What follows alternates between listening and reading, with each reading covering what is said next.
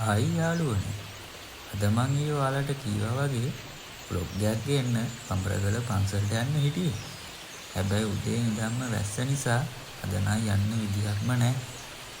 තවත් කට්ටිය ඉන්නවද වැස්සට කොහෙවත් යන්න බැරිව ගෙදරට වෙලා ඉන්න? එහෙනම් වැස්සෙත් සුන්දරත්වයේ විඳගෙනම මේ වීඩියෝ එක බලන්න. මාව ෆලෝ කරලා යන්න අමතක කරන්න එපා යාළුවනේ. ඕගොල්ලෝ ඔක්කොලාටම සුබ දවසක්. බායි එහෙනම්.